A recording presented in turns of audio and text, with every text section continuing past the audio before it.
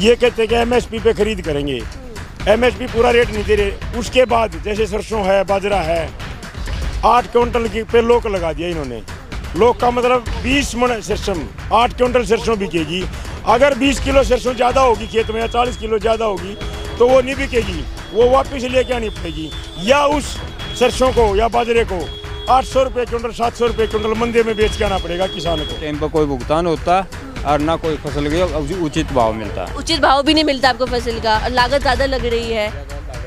क्या लग रहा है सबके पीछे, आपको क्या लगता है, क्या कारण लग रहा है आपको? ये तो कारण सारे समस्या ऊपर से है जी, कोई समाधान नहीं चाह रहे किसानों को। ऊपर जो मोदी सरकार है ये किसानों का समाधान नहीं चाह रही, ये बिल्कुल नष्ट करना चाह रही है, इनको बर्बाद करना चाह रही है। आप कह रहे हैं कि भाजपा किसानों को बर्बाद करना चाह रही है। किसान हुए हैं जंतर मंत्र बोर्ड हमारे गिर गिर के लटे, हरियाणा में सरपंच पीट दिए, कर्मचारी पीट दिए, पंचकूला में आशा वर्कर पीट दी, इनने कोई वर्ग नहीं छोड़ा जिनका इन लठ नहीं मारे। भारतीय जनता पार्टी अपनी 5 सीट अगर बचा ले, 5 सीट भी नहीं आ रही है, 5 सीट अगर वो बचा ले तो उसके लिए बड़े सौभाग्य की। देखिए राहुल गांधी जी जननायक है, जन नेता हैं।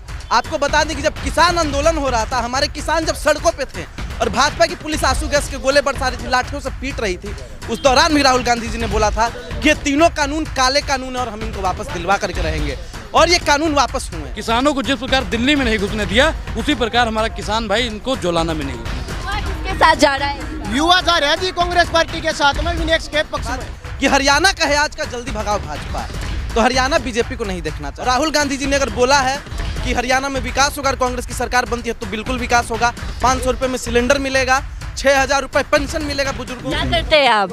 हम यहाँ खेती करते हैं जी। खेती करते हैं तो आप मंडी जाते होंगे, तो अनाज बेचने जाते तो क्या समस्या आपको सामना करना है? का ऑर्डर नहीं जी, ना तो टाइम पर कोई भुगतान होता और ना कोई फसल का उचित भाव मिलता। उचित भाव भी नहीं मिलता आपको फसल का, और लागत ज़्यादा लग रही है। क्या लग रहा है सबके पीछे, आपको क्या लगता है, क्या कारण लग रहा है आपको? ये तो कारण सारे समस्या ऊपर से है जी, कोई समाधान नहीं चाह रही। ऊपर जो मोदी सरकार है ये किसानों का समाधान नहीं चाह रही, ये बिल्कुल नष्ट करना चाह रही है, इनको बर्बाद करना चाह रही है। आप कह रहे हैं कि भाजपा किसानों को बर्बाद करना चाह रही है। मैंने आज भाजपा को अलविदा कह के कांग्रेस ज्वाइन कर ली भाई साहब दीपेंद्र की अध्यक्षता में। क्यों आपने मतलब भाजपा छोड़ के कांग्रेस ज्वाइन किया, क्या मुख्य कारण था? भारतीय जनता पार्टी ने जो मेरे मान सम्मान नहीं था, किसी कार्यकर्ता का साथ नहीं था, जो किसानों के साथ किया, मजदूरों के साथ किया। बीजेपी सरकार ने किसानों की जो आप मंडी की बात कर रहे हैं, कोई यहाँ संभालने वाला नहीं है, कोई किसानों की सुध लेने वाला नहीं है। हाँ जी, हाँ जी। किसानों को सही पैसा नहीं मिल रहा है, भाव नहीं मिल रहा है। इसका जो पोर्टल मुरझा के रख दिया, वो जो किसान के इनको रेट देवांगे, ये करेंगे, वो सारी नहीं करते। किसानों की बर्बादी का मेन कारण है मोदी सरकार, किसानों की बर्बादी का मेन कारण है मोदी सरकार, जो अडानी को हमारे देश को हवाले करना चाहता है। पहले जो साथ दे करके हमारे देश के वीर जवानों ने भारत को आज़ादी दिलाई थी, उसने आर्थिक रूप से अडानी को पेश करके देश को गुलाम बनाना चाहता है। तो किसान इस बार क्या खेला करने वाले हैं? किसान इस बार करो मरो के हालात पर हैं, और मैं बधाई देना चाहूँगा कांग्रेस हाईकमान का, जो हमारे जुलाने हल्के को कोई नहीं पूछता था, इसका कहीं पेट्रोल पर नाम नहीं था, लेकिन जो राहुल जी ने, मोरगे जी ने और उदय भान जी ने, भूपेंद्र हुड्डा जी ने जो जुलाने की भारत किसान को, हमारे इलाके की बहू को हमारे मध्य भेजा है, जिस तरह इन्होंने खेलों में नाम रोशन किया है भारत का, उसी तरह हमारे जुलाने हल्का का भी नाम रोशन करेगी।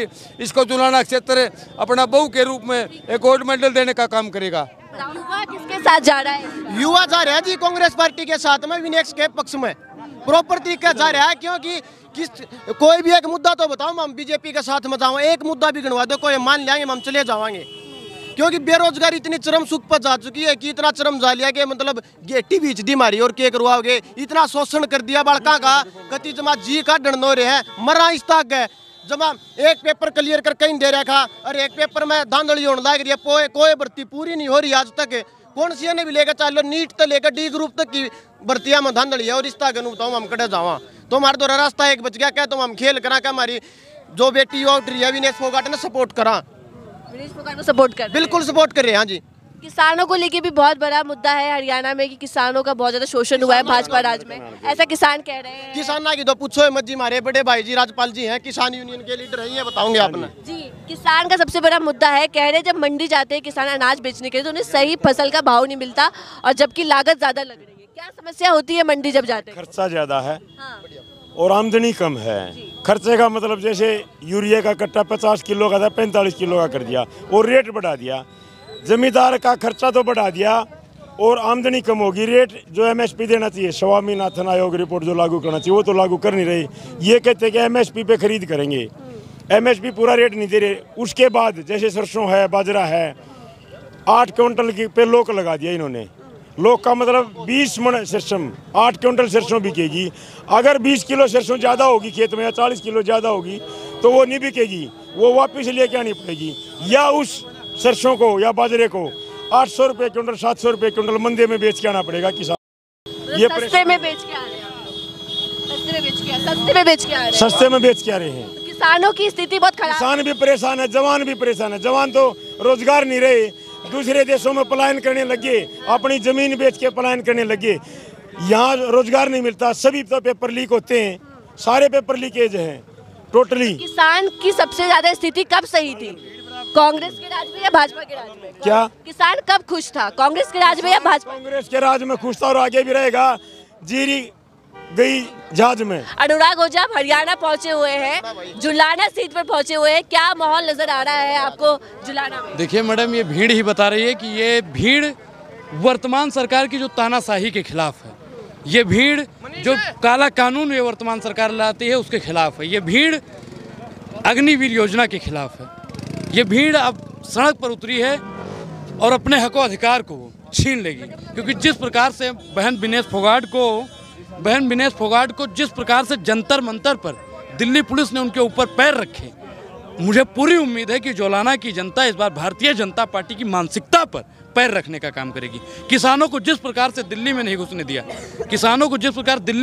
दिया, उसी प्रकार हमारा किसान भाई इनको जोलाना में नहीं घुसने देगा, और खासकर हरियाणा में ही नहीं घुसने देगा, क्योंकि हरियाणा आए, आपको विकास दिखा भारतीय जनता पार्टी का? मैडम, विकास का दूसरा नाम ही विनाश है, विनाश को ही इन्होंने विकास कर दिया गया है। आप भी आई होंगी, रोड से ही आई होंगी, हम भी दिल्ली से आए, देखा है कि रोडों की हालत क्या है, रोड जर्जर हो चुकी है। यहाँ के युवा की मैडम दुख दर्द को आप जानिए। अग्निवीर योजना से पूरे देश का युवा त्रस्त है। अग्निवीर का सब बड़ा जीता जागता उदाहरण इस गांव का लड़का जो फांसी खा गया था, अग्निवीर की समाप्ति होने है। सचिन नाम का लड़का था, रोहतक के अंदर फांसी खा गया था कि समाप्त हो गया, इसी गांव का लड़का था वो। और उसी एक परिस्थिति का उदाहरण मैं भी हूँ, मेरा भी कुछ नहीं हुआ मैडम, मेरा मेडिकल फिजिकल क्लियर था, हमारी एग्जाम रद्द कर दिया गया था, दिन रात एक करिए, हमने उसका कोई लाभ नहीं मिला। हमने भाई जी कंटिन्यू। तो युवा भी परेशान है, किसान परेशान है, जवान परेशान है, तो ये तीनों मिलके क्या खेला होने वाला है? आपको बता दूं, इस देश की रीढ़ की हड्डी युवा है और किसान है। तलवारों के साए पर इतिहास हमारा बनता है, जिस ओर जवानी चलती है उस ओर जमाना चलता है।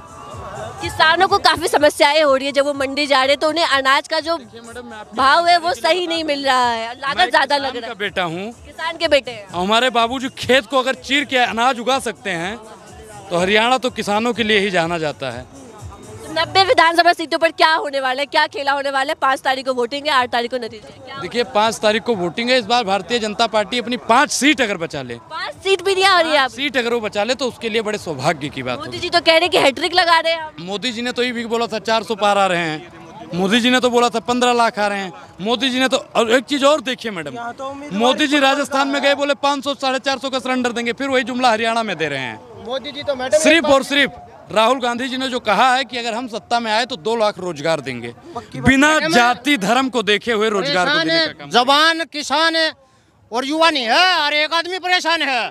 गुलाम बना दिया, 100 साल पहले गुलाम थे, 100 साल पहले गुलामी करवाने का इनका टारगेट था हमारे पे। तानाशाही इनके विचारधारा है, राष्ट्रवादी इनकी कोई विचारधारा नहीं है। इनू देख लो कितने गुलाम बना दिए, जियो की सिम फ्री में बांटी सबने, फ्री में बांटी भाई, फिर 333 की करीब, फिर 666 की करीब। उसका छोरा का ब्याह था, अंबानी का लड़का का, 950 रुपया कर दिया, उनका घर 2 रुपया नहीं, लोग पैसे निकाल बात करके मैडम, ये राष्ट्र हित की बात करके ये अडानी राष्ट्र की स्थापना करना चाहते हैं। और इस देश का किसान और इस देश का युवा इस देश को राष्ट्र हित की बात करेगा, अडानी राष्ट्र इस देश को नहीं बनने देगा। सरकार ने मैडम लोगों की जेब से पैसे निकालने का काम किया, वो जरिया तरीका कोई भी होया। इस सरकार से हर वर्ग खत्म है और इस सरकार ने हर पूरे समाज को वर्गों में बांट कर रख दिया है। सबसे ज्यादा आहत किसान हुए हैं। हाँ किसान हुए हैं, जंतर मंतर पे उड़ा मारे गिर गिर के लठे। हरियाणा में सरपंच पीट दिए, कर्मचारी पीट दिए, पंचकूला में आशा वर्कर पीट दी। इनने कोई वर्ग नहीं छोड़ा जिनका इन लठ नहीं मारे हूँ। बिहार से आए हरियाणा में, क्या विकास देखने को मिला आपको हरियाणा? विकास कहाँ, विकास कुछ नहीं है यहाँ पे। यहाँ पे सड़कें टूटी हुई हैं, साफ पानी की व्यवस्था नहीं है, कुछ भी सही व्यवस्था यहाँ पे नहीं है। और सीधा सीधा मैं आपको बता दूं यहाँ के माहौल को भांपने के बाद कि हरियाणा का है आज का जल्दी भगाओ भाजपा, तो हरियाणा बीजेपी को नहीं देखना चाह रही है।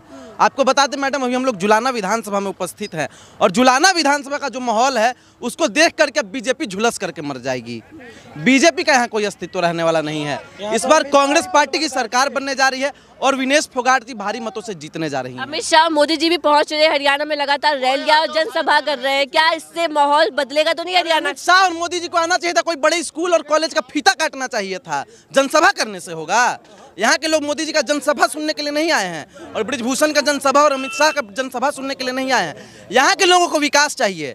आप रोटी कपड़ा मकान की बात कीजिए, विकास की बात कीजिए, अच्छी सड़कों की बात कीजिए, लेकिन नहीं, ये लोग बात नहीं करेंगे। राहुल गांधी भी पहुंचे थे, क्या लग रहा है माहौल? मैडम, मोदी जी के नाम के आगे जी लगा रही हैं और राहुल गांधी जी के नाम के आगे राहुल गांधी लोग बोलेंगे। कुछ नहीं है, आप गलत मत निकालिए इसका मतलब। क्या कहेंगे आप? ये कोई मतलब नहीं है, ये कोई मतलब नहीं है। कल राहुल गांधी जी आए थे, क्या लग रहा है आपको जिस तरीके से उन्होंने कहा है कि किसानों को लीगल गारंटी देंगे? क्या देखिए, राहुल गांधी जी जननायक है, जन नेता है। आपको बता दें कि जब किसान आंदोलन हो रहा था, हमारे किसान जब सड़कों पे थे और भाजपा की पुलिस आंसू गैस के गोले बरसा रही थी, लाठियों से पीट रही थी, उस दौरान भी राहुल गांधी जी ने बोला था कि ये तीनों कानून काले कानून है और हम इनको वापस दिलवा करके रहेंगे, और ये कानून वापस हुए। और राहुल गांधी जी ने अगर बोला है कि हरियाणा में विकास होगा, कांग्रेस की सरकार बनती है तो बिल्कुल विकास होगा। 500 रुपये में सिलेंडर मिलेगा, 6000 रुपये पेंशन मिलेगा बुजुर्गों को, महिलाएं सुरक्षित होंगी, पहलवान सुरक्षित होंगे, सारे स्पोर्ट्समैन सुरक्षित होंगे, युवा सुरक्षित होंगे और हरियाणा का विकास होगा और भाजपा का सुपड़ा साफ होगा। वादे तो नहीं रह जाएंगे, धरातल पर होंगे भी। मैडम, मैं बता रहा हूँ, राहुल जुमले नरेंद्र मोदी जी देते हैं, राहुल गांधी जी सच्चाई की बात करते हैं और अधिकार की बात करते हैं। और 8 अक्टूबर को कौन विराजमान हो रहा है हरियाणा की? एक लाइन में अगर आपको बता दें तो अच्छे दिन आने वाले हैं, क्योंकि बीजेपी यहाँ से जाने वाले हैं। अच्छे दिन आने वाले हैं, नायाब सैनी यहाँ से जाने वाले हैं और कांग्रेस की सरकार आने वाली है। इस वक्त हम लोग जुलाना विधानसभा सीट पर मौजूद थे। ये सीट जो है काफी हॉट सीट है क्योंकि इस पर सबकी नजर है, क्योंकि यहाँ से रेसलर विनेश फोगाट को उतारा गया है। देखते हैं यहाँ से कौन जीत हासिल करता है और 8 अक्टूबर को हरियाणा का मुख्यमंत्री कौन बनता है, कौन गद्दी पर विराजमान होता है, ये देखना दिलचस्प होगा। बने रहे हमारे साथ, धन्यवाद।